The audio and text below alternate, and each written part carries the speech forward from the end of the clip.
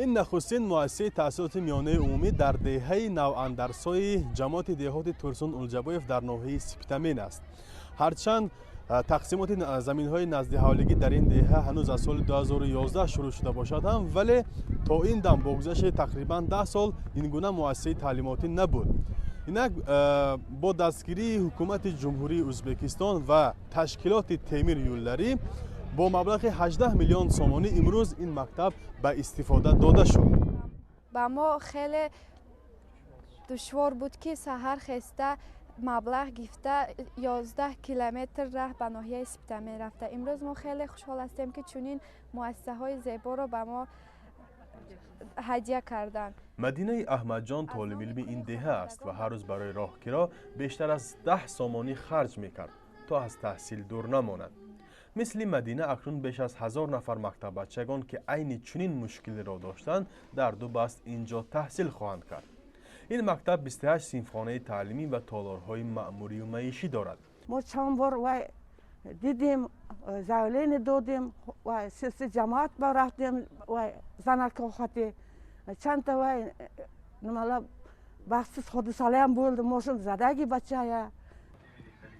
دهه نواندرسای بیش از 5000 اهالی دارد و در قریبی آن باز 3 دهه دیگر جایگیر شده است که اکثرا با 2 زبان تاجیکی و ازبکی گفتگو میکنند.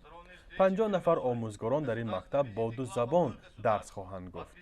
پیشکی گفتن همین است که 70% صنف‌های تاجیکی، 30% صنف‌های ازبکی. میتن مستحکم بلم کاشانسه بوندن نشانه. شیرزاد شرماتوف وزیر معارف ازبکستان که در رسم کشایش این مکتب اشتراک داشت از خوب حرف زدن مکتب بچگان با زبان ازبکی استقبال نمود و سهم کشورش را در ساختمان این مکتب فعال نیک دانست. من در تاریخ باری هموار نخوردم که ازبکستان برای تاجیکستان مکتب بنیاد کرده باشد. این در تاریخ همکاری دو کشور اولین مراتب است. مثلا 4 یا 6 سال پیش هیچ کس خیال هم نمی کرد که مناسبت دو کشور تا به این اندازه خوب می شود.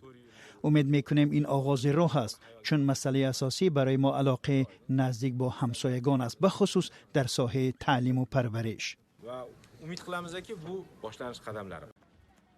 ناحیه سپیتامین با بیش از 140,000 نفر اهالیش در همسایگی جمهوری ازبکستان قرار گرفته است و یک گذرگاه مرزی نیز دارد. در این ناحیه برای 6 جماعت اینک با افتتاح مکتب نو 33 مؤسسه میانه تعلیمی وجود دارد که در اکثر آن خوانندگان با زبان ازبکی نیز تدریس میکنند. ولی در دهه نواندرسای با ساختمان مکتب مشکلات نبود دیگر مؤسسه های خدمت رسانی به انجام نمی رسد.